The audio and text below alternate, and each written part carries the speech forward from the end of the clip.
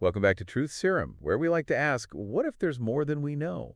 Today we're diving into one of the coldest, driest, and windiest places on Earth, Antarctica. Oh, Antarctica. It's a continent that's shrouded in mystery, a place that sparks endless fascination, conspiracy theories, and stories of hidden world. It really is, and even with all our modern science, Right. we've barely scratched the surface of what lies beneath all that ice. It's like this blank canvas where we can project all our hopes and fears and just our wildest theories. It's true, and because it's so restricted, it just adds to the mystique. Definitely. It's no wonder the internet is just buzzing with all the speculation about what they could be hiding down there. Oh, absolutely. You see it everywhere these days, from TikTok comments to these full-blown documentaries. People are so curious about this ice wall and what could exist beyond it. Yeah, this ice wall theory, it's everywhere. And basically, it suggests that Antarctica isn't a continent at all, Right. but a giant wall of ice surrounding a flat Earth, Exactly. And the theory goes that governments are or hiding it. hiding it. They're preventing us from going there to keep this big secret hidden. It feeds into that deep-seated human desire Oh, yeah. for there to be more than meets the eye, Absolutely. We want secrets to be unveiled. We want the established narrative to be to be challenged. challenged. And I think it's interesting how the lack of a native human population in Antarctica just adds fuel to that fire. Absolutely. I mean, there's no indigenous history to counter any of these theories, right? There's no one there to be like, hey, that's not how it is. Exactly. And when you think about it, Antarctica's history is relatively short in human terms. It wasn't even cited until the early 1800s. Wow. And even then, exploration was very limited. And then in the late 19th century, we saw this huge surge of interest in mapping the continent, claiming territory and seeing if we could exploit its resources. So it went from pure scientific exploration to something with geopolitical implications. Exactly. And that shift is really important for understanding the rise of all these conspiracy theories, the establishment of permanent research stations, international collaborations, and, of course, the signing of the Antarctic Treaty in 1959. Yeah. While promoting peace and scientific research also sparks suspicion, why would all these nations agree to restrict access to Antarctica unless they were hiding something? Unless they were hiding something, right? It's like that old saying, where there's smoke, there's fire. But maybe in this case, Yeah. the smoke is just our imaginations running wild. Maybe. But it's those imaginative leaps that lead to some very intriguing possibilities. And Antarctica has spawned some captivating, albeit outlandish, theories. Very outlandish. Okay, so we've got to talk about the Hollow Earth theory, which has been around for centuries. Yeah, it's a classic. This idea was proposed by John Queeve Sims Jr. back in the early 1800s. It suggests that the Earth is a hollow shell with openings at the poles leading to a fertile inner world. So like a hidden world within our own world. Exactly, and you can access it through the poles, and even back then, Sims had followers who lobbied for expeditions to go find these openings. It's wild how this idea has persisted and evolved over time. It is. Even today, modern versions of the Hollow Earth theory often involve UFOs and advanced civilizations hiding within the Earth. It's like a tapestry woven from centuries of speculation. It's true, and it just shows you how powerful this idea is, right? It's that unknown that draws us in, fuels our creativity, and maybe even reflects our fear of what could be lurking beneath the surface. Fear of what's beneath the surface. Yeah. And speaking of fear, we can't forget about the theories surrounding Admiral Richard Byrd, Oh, yeah, Admiral Byrd. the explorer and aviator who led those daring Antarctic flights in the mid-20th century. Right. His expeditions, while groundbreaking, were definitely mysterious. And the rumors of a lost diary, Yes. detailing his encounters with a hidden civilization or even battles with Nazi flying saucers, have just captivated people for decades. Hold on, wait, Nazi flying saucers. Where did that come from? Well, there's a little bit of truth that's been blown way out of proportion. So in 1939, the Third Reich did send an expedition to Antarctica, claiming a portion of it.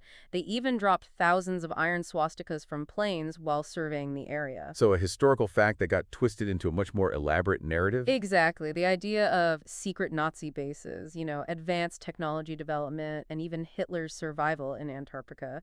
It's become like this huge thing in the world of conspiracy theories. It's crazy how reality and fantasy can just intertwine, especially in a place like Antarctica. Especially in a place as remote and unexplored as Antarctica, it really does speak to the power of narrative. Absolutely. We as humans are so drawn to stories, especially stories that challenge what we know about the world or give us a glimpse into the unknown.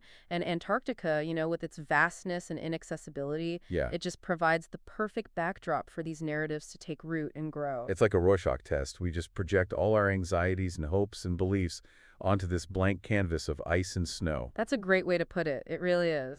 Yeah, Yeah, it's fascinating, this human need for storytelling to, like, find meaning even when it might not be there. it's like we're programmed to tell stories. And what better setting than a place like Antarctica, right? Right, exactly. And it's not all conspiracies and hidden worlds. Yeah. Antarctica has these real, tangible mysteries that are just as captivating. Oh, You absolutely. know, the research that's being done there is really important for understanding our planet. You mentioned ice cores before. Yeah. Could you explain for our listeners how those are extracted and what stories they can tell us? Yeah, so extracting an ice core is a huge task. They drill kilometers deep into the ice sheet and carefully extract these cylindrical records of time. Wow. And each layer of that ice core is like a page in a history book. It contains these tiny air bubbles and dust particles. So cool. By analyzing the composition of those elements, we can actually trace back atmospheric changes, volcanic eruptions, even the rise and fall of civilizations. It's like having a time machine. It is. It's like a direct line to Earth's history. And the implications of that are huge. They are. By understanding past climate fluctuations, we get insights into how our climate's changing now and what might happen in the future. Yeah, Antarctica is like a key piece of that puzzle. Exactly. It's critical. It holds so much ice, and if all of it melted, Oh, gosh. it would dramatically raise sea levels. And inundate coastal cities. Yeah, all over the world. It's a scary thought, but it shows how interconnected everything is. What happens in Antarctica affects everyone. Absolutely. And that's why it's so important to protect this environment, Yeah. not just for the science, but for all of us, for humanity. It makes you think the real wonders of Antarctica might be even more amazing than those theories. I think so too. There's something really beautiful about the unknown, accepting that we don't understand everything. Speaking of the unknown, our listeners love when we do this, so let's imagine for a second. What if there was a world beyond the ice wall? Now, that's a question that's been around forever. So let's indulge that curiosity. What could be on the other side? Imagine a hidden world called Atlas, concealed beneath the South Pole. There are these gates in the ice wall leading to different regions, each with its own environment and people. Gates in the ice wall. This sounds like something straight out of fantasy. It does, right? But that's the fun part. There are no rules. So tell me about Atlas. What makes it so different? Well, Atlas has these two unique substances. Aether, and aether is like a stabilizing force, keeping things normal. Aether, on the other hand, is a life force. It fuels magic and fantastical things. So the further you go down into Atlas, Uh-huh. the less ether there is. Exactly. And as the aether decreases, you see more magic, more fantastical elements. It's like the laws of nature, as we know them, stop working. Okay, I'm intrigued. Let's talk about those gates. How many are there and what are they like? There are four main ones: Sentinel Gate, Tiger's Gate, Leviathan's Gate, and Serpent's Gate. Each one has its own challenges and inhabitants. Okay, let's start with Sentinel Gate. What's so special about it? Sentinel Gate is guarded by these giant, aggressive penguins. Giant penguins. Yeah, hence the name. The terrain is pretty flat, lots of ponds and marshes. It's home to the CTI people, who are known for being tough and able to handle the cold. Wow, okay. What about Tiger's Gate? Tiger's Gate is named after these saber-tooth-like tigers called Tiger del Glacier. They roam the area. It's a harsh environment with volcanoes, hot springs, and crazy rivers. And the humans there are super strong. They even fight those tigers like gladiators. Wow, that's intense. Okay, Leviathan's Gate. What's that one like? Leviathan's Gate is all about treacherous waters, huge sea creatures, and jagged terrain. It's considered a really dangerous passage. That one's not for me. Then there's Serpent's Gate, right? What's there? Serpent's Gate is a bit gentler. It has grassy plain and these shimmering sea serpents. It's considered the easiest gate to pass through. Relatively, of course, the people there, the Serpentis tribe, they wear snake skins. It's part of their culture. Wow, so we've made it through a gate. We're in Atlas. What kind of lands and civilizations await us? Oh, Atlas is diverse. First, you have Thoth, the nomad continent, which actually rotates around Atlas, so the climates are always changing, and the wildlife is unique. A rotating continent. Yeah, it's pretty cool. Then there's Menon Nevis, the Isle of Deception plants, mimic animals there, and animals mimic plants. It's all about camouflage and illusion. That's wild. It sounds like a fantasy world. It does, right? And then there are the Avalons, these Quinn Islands that are steeped in Arthurican legend. They're said to be where Camelot was, full of magical creatures and knights. Wow. Camelot. I'd love to see that. What other fantastical lands are there? Well, there's Arthonia, a land of forests and valleys inhabited by people similar to Neanderthals. And then you have Desboga, the Crystal Islands. They're breathtaking, made entirely of these glowing crystalline rocks, and there are ancient ruins scattered all over them. Crystal Islands and ancient ruins. This is amazing. Tell me more about these lands. The Islands of the Blessed are known for their incredible plants, amazing smells, and lush vegetation. One island, Jera, is entirely jungle. It regrows almost instantly, no matter how many times people try to clear it. It sounds like paradise. What other unique environments are there? We have Kara and Kabola, the land of the lizards. It's a tropical place with all kinds of lizards, from tattooed ones to giant flightless dragons. And the Nashiboyo people live there in harmony with them. They're known for their egalitarian society. Lizards and dragons. This is incredible. What other wonders await? There's Poya, also called Pia. It's like a prehistoric world full of dinosaurs, giant crocodiles, and ancient creatures. It's like stepping back in time. And the descendants of some Ottoman explorers live there. Dinosaurs. Wow. Are there any lands that are like really mind-bending? There's Zira, or God's deception reality, is fluid there. Nothing is what it seems. It's home to the Zirablim, a sentient species with heads on their torsos. Headless beings. Creepy but cool. What other civilizations can we find? Janinia, the land of pears, is a place where everything comes in twos. It's inhabited by the Zato beans, these gentle, elephant-like creatures that are super kind and social. A land of duplicates. That's a wild concept. Are there any, like, darker places in Atlas? The Dasu, or the prison island, are a dangerous archipelago used as a penal colony by the other civilizations. It's where they send their criminals. It's a pretty harsh place, home to the Mosin people who were driven from their homeland. That sounds bleak. What other societies are there? Zenonia is ruled by the Blimes, powerful headless beings. They were created through years of conflict and are led by Spath, who collects heads. A head collector. That's terrifying. What else is there to see in this world? Lastly, we have Atin, the Grand Orchestra. It's a vibrant land where the birds sing in perfect harmony, creating this incredible musical landscape. It's inhabited by goblins, gnomes, and orcs. It's a really magical place. A land of music. That's amazing.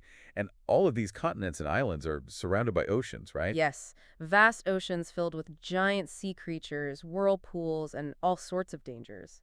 It really adds to the sense of adventure. This has been an incredible journey through this hypothetical realm.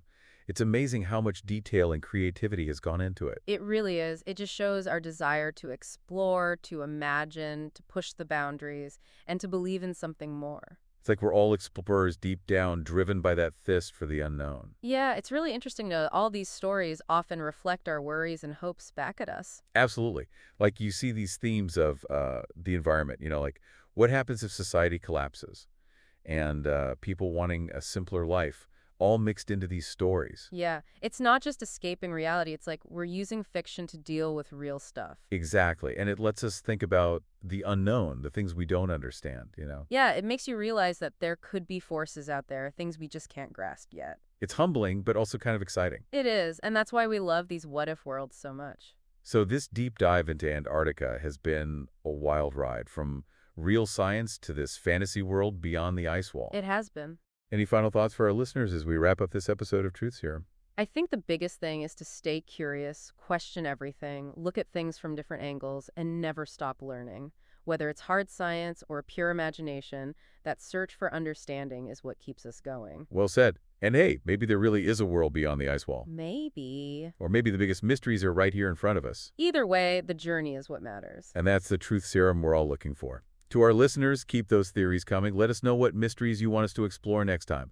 Until then, stay curious, keep questioning, and remember, there's always more than meets the eye.